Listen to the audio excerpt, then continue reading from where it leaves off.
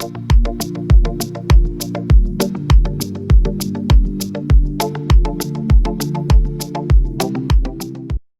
buenos días, soy el doctor Manuel Barrera. Vamos a hablar hoy sobre el papel de la cirugía en la pancreatitis aguda y crónica.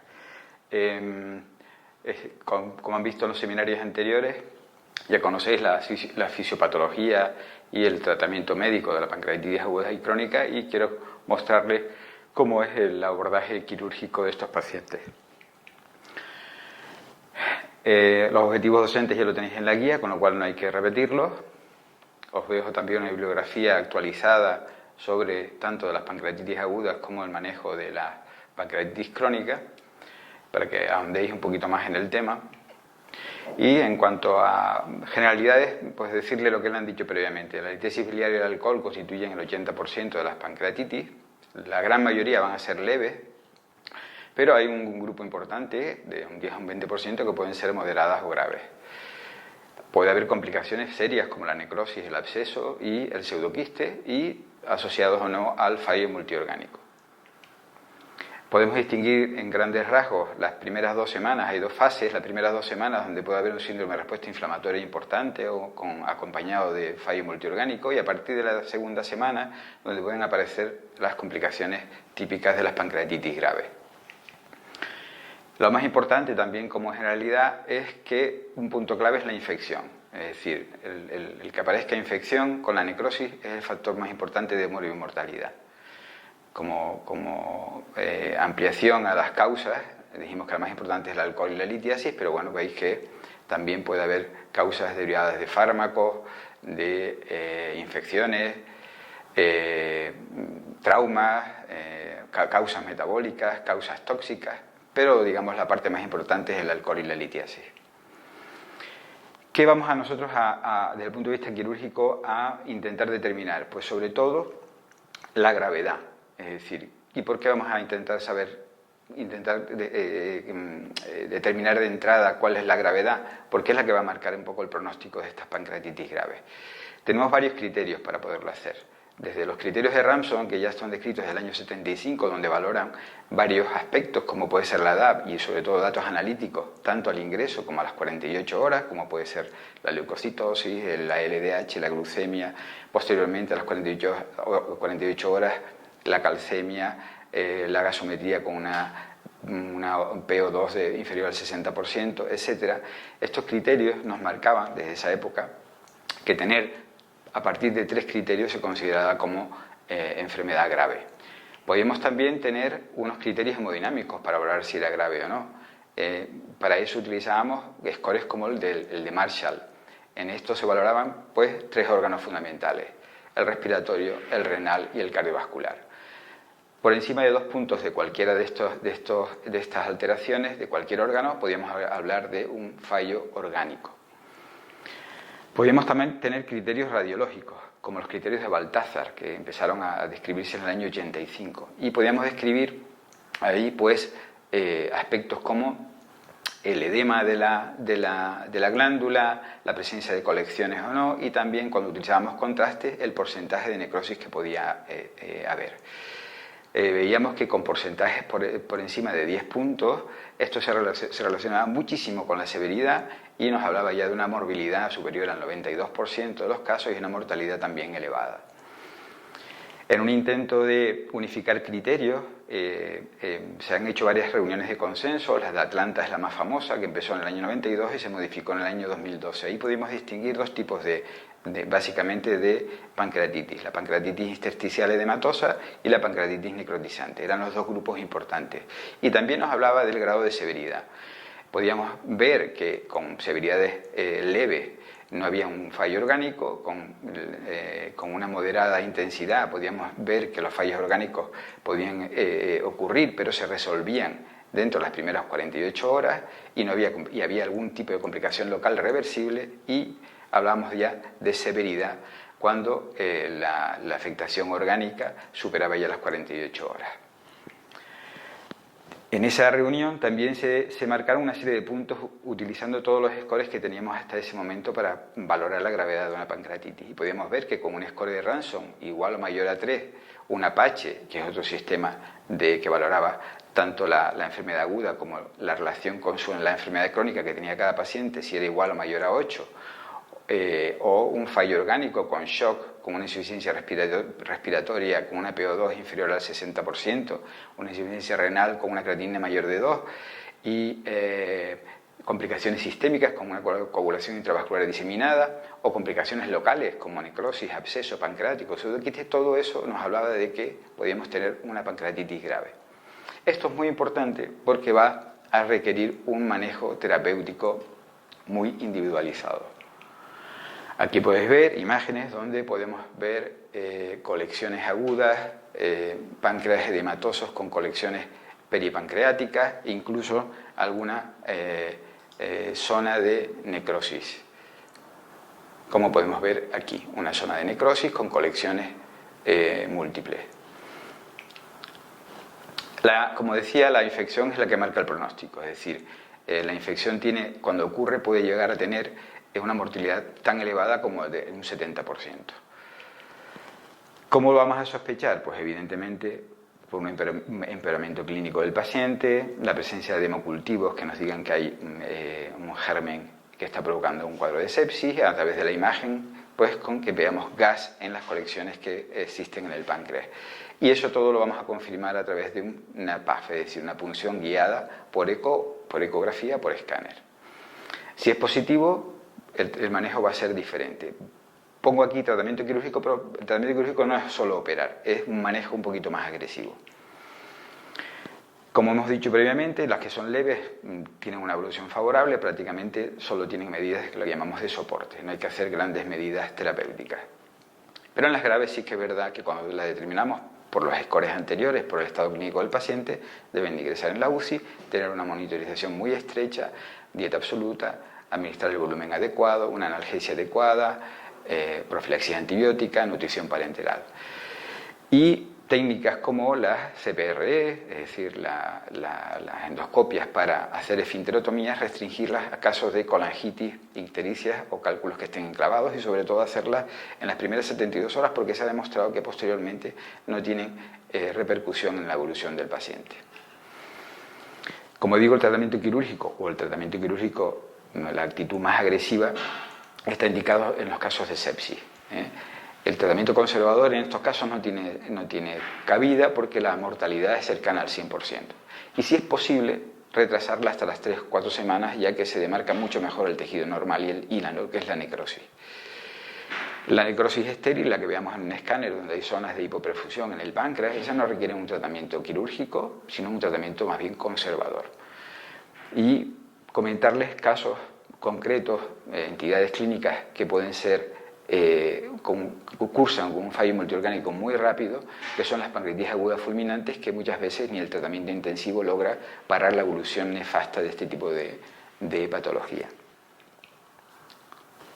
En cuanto a lo que es el tratamiento quirúrgico en sí, esto es clásico, es la necrosectomía, preservando en todo lo que podamos la mayor cantidad de tejido pancreático sano. Y posteriormente drenajes que pueden ser múltiples, que requieren lavados, que pueden ser lavados continuos o lavados secuenciales. Hay que prepararse para nuevas laparotomías y a veces tenemos que dejar el abdomen abierto con una malla, como son lo que llamamos laparostomías. Aún así, en este tipo de enfermedades, la mortalidad, incluso con el tratamiento quirúrgico, supera el 20%. Recientemente, en los últimos años, se ha desarrollado lo que es la cirugía mínimamente invasiva, donde podemos hacer abordajes retroperitoneales por métodos endoscópicos o una laparoscopia mínimamente invasiva para realizar la necrosectomía. Y también como estándar, tanto en las pancreatitis leves como en las pancreatitis graves, la colecistectomía debe realizarse en ese ingreso hospitalario, aunque no siempre se consigue, pero sería lo estándar, lo indicado. Me gustaría comentarle lo que se ha desarrollado en los últimos años, es lo que llamamos el Step-Up Approach. Pensar que hace años los pacientes con una pancreatitis aguda grave presentaban un cuadro clínico tan importante y tan serio que en muchos casos se hacían laparotomías urgentes que muchas veces eran innecesarias y que además provocaban que el paciente se infectara en caso de que no los tuviera, y esto iba a provocar múltiples laparotomías. El step-up approach significa que vamos a tener un abordaje de las pancreatitis graves con la necrosis infectada sobre todo, por pasos. Es decir, cuando tengamos una infección, lo primero que vamos a intentar, si el estado general del paciente lo permite, es un tratamiento antibiótico intenso, de amplio espectro. Y solo reservar la laparotomía para complicaciones locales como puede ser una perforación, un síndrome compartimental, que significa que la presión abdominal es tan grande que produce fallo renal, posteriormente fallo respiratorio. En esos casos, o la hemorragia, en esos casos, indicada la laparotomía. Si no es así, y estamos dentro de las primeras 3 semanas, y la infección no cede con antibióticos, intentar los drenajes percutáneos o drenajes endoscópicos.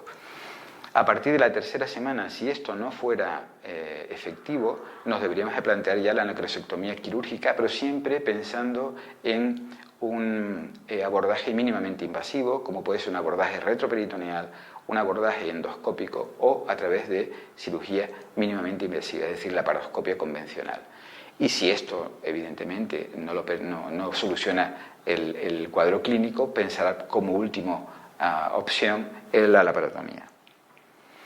Aquí veis un esquema de lo que podría ser las semanas de evolución de un paciente. Cuando ingresa la primera semana hay que hacer el diagnóstico a través de análisis de laboratorio. La ecografía podría ser suficiente en las pancreatitis leves. En las primeras 24 horas, pues una analítica que nos diga un poco cómo está el hematocrito, cómo está la creatinina, cómo está el cuadro de respuesta inflamatoria.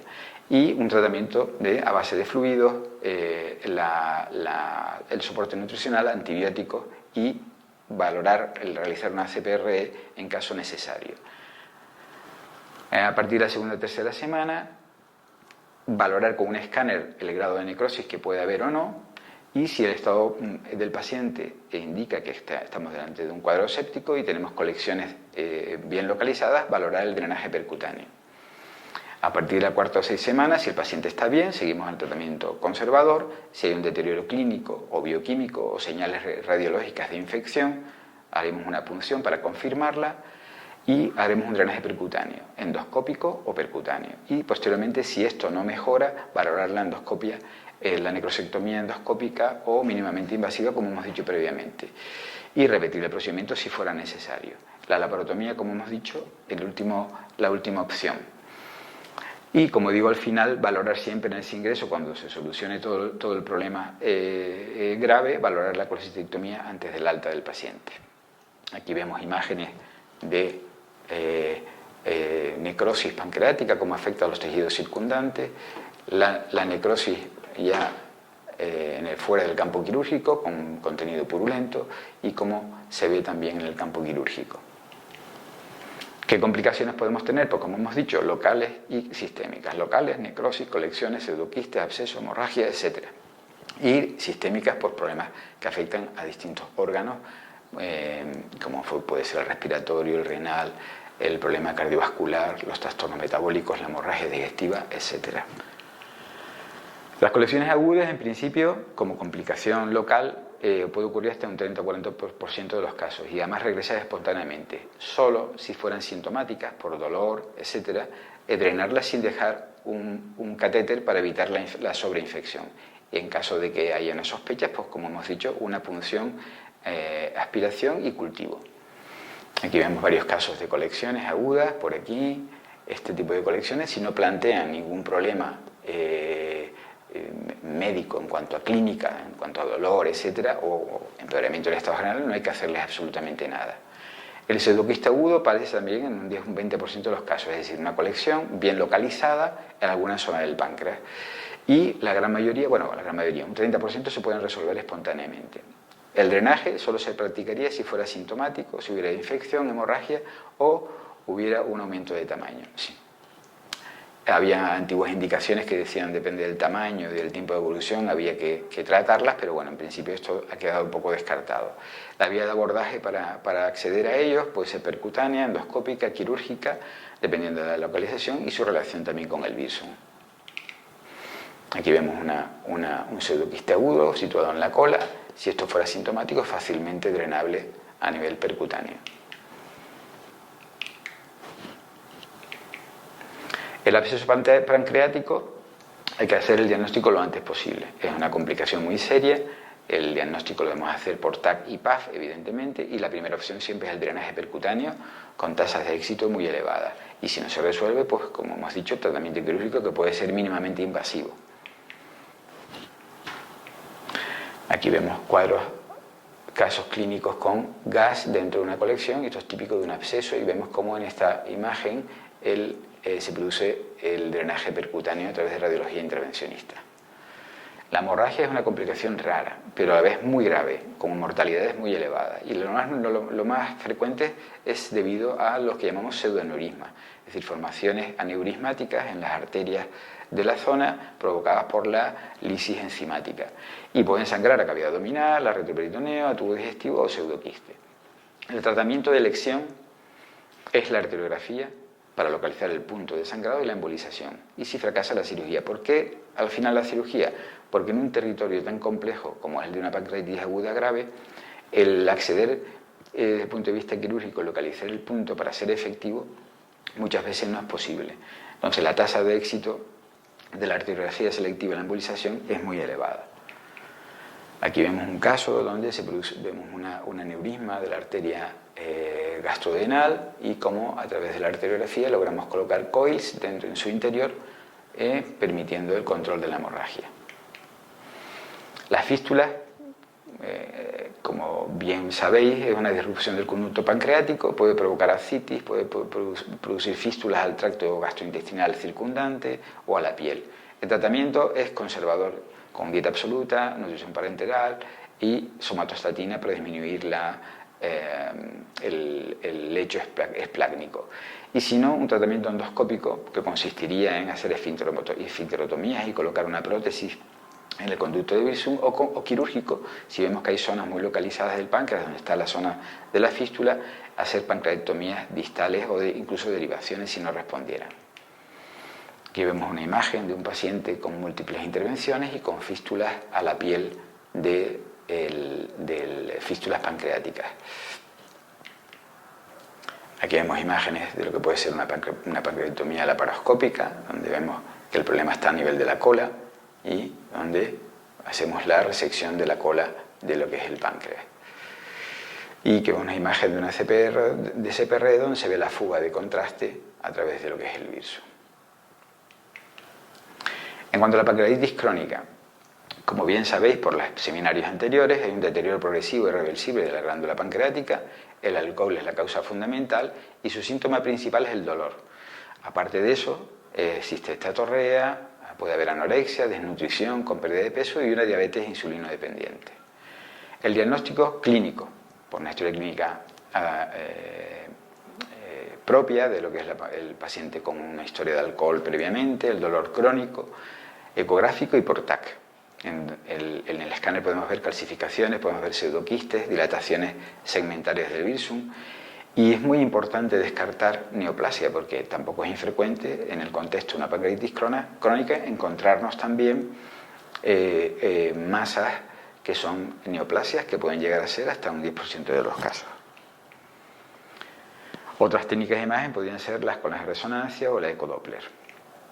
Aquí vemos una imagen donde vemos toda la glándula pancreática calcificada. Es como si estuviéramos viendo en una radiografía simple todo el páncreas.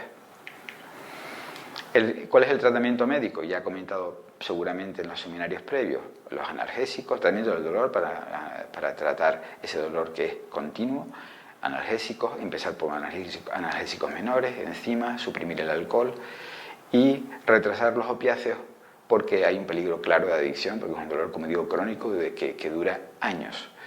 Y utilizar sustancias antioxidantes que mejoran también la sintomatología, como pueden ser el selenio, la metionina, betacarotenos, vitamina E y C. Existe un cuadro de insuficiencia exocrina y endocrina. Existe estatorrea, pérdida de peso. La estatorrea hay una pérdida de 15 gramos de grasa fecal cada 24 horas y se debe tratar con enzimas. La podemos diagnosticar fundamentalmente hoy en día con la medida de la elastasa fecal. Es una medida muy exacta de cómo está el grado de insuficiencia exocrina del paciente. Y el tratamiento es dieta, antibióticos orales, insulina, hacer ejercicio, hacer educación dietética y ambiental, eliminando el alcohol, etcétera, etcétera. Nosotros nos basamos en una serie de principios para tratar la pancreatitis crónica, lo llamamos reglas de oro, y fundamentalmente, como hemos dicho previamente, descartar la presencia de un cáncer o distinguir entre un pseudoquistil y un tumor quístico del páncreas. Eliminar todas las lesiones obstructivas, las estenosis que haya con sus cálculos, y para ello utilizamos técnicas derivativas. Tenemos que hacer resecciones fundamental limitadas para intentar mantener lo posible la función endocrina y exocrina de la glándula, y después un control postoperatorio muy estricto para evitar que el paciente vuelva a caer en el alcohol, mantenga un peso adecuado, utilizar enzimas pancreáticas, etc. El objetivo, por tanto, nuestro va a ser aliviar el dolor, el control de las complicaciones en órganos vecinos y estructuras vasculares que existan alrededor. Puede haber estenosis duodenales, puede haber fístulas a otros órganos. Por lo tanto, ese puede ser uno de nuestros objetivos: preservar en lo posible, en caso de intervenciones quirúrgicas, la función exocrina y endocrina, una rehabilitación social y ocupacional, mejorando así su calidad de vida. Las técnicas quirúrgicas son múltiples. Podemos hacer la más clásica, que es el Whipple, cuando está limitado a la cabeza del páncreas, pero podemos tener que hacer también pancreatomías corporocaudales, segmentarias, centrales, hacer técnicas derivativas. En fin, el abanico de operaciones es muy amplio y depende en cada caso del paciente en concreto que tenga ese problema. Aquí vemos una imagen de una derivación de todo lo que es el virsum con un asa de intestino delgado.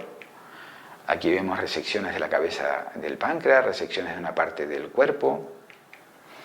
Vemos lo que llamamos un Whipple, vemos también una resección del cuerpo cola con una derivación al remanente pancreático. Vemos también el acceso que es laparoscópico. Y un breve apunte sobre el pseudoquiste de páncreas. El pseudoquiste de páncreas, que ocurre a partir de la cuarta o sexta semana, son aquellos que tienen ya una pared bien establecida, y su indicación quirúrgica básicamente es cuando son sintomáticos o cuando miden más de 5 centímetros y son sintomáticos. El TAC y la resonancia son vitales para su descripción y relación. La CPRE lo que nos permite en estos casos es tratar estenosis, ver las estenosis y ver qué tipo de tratamiento debemos de aplicar y si hay anormalidades, y el tratamiento va a ser diferente dependiendo de su localización y de la sintomatología. El drenaje externo, la resección en las pseudoquistes distales o derivaciones abiertas o laparoscópicas están contempladas en este tipo de patología. Aquí vemos lo que podría ser una derivación gástrica, es decir, abrimos el estómago en su cara anterior, a través de su cara posterior, que está fija al pseudoquiste, abrimos la cara posterior del estómago, drenamos el pseudoquiste y esto permanece abierto dentro del estómago, y posteriormente volvemos a suturar lo que sería el estómago, la cara anterior. Muy bien, muchas gracias por su atención. Eso es todo. Espero que les sirva y que la bibliografía les ayude a comprender un poquito mejor esta patología.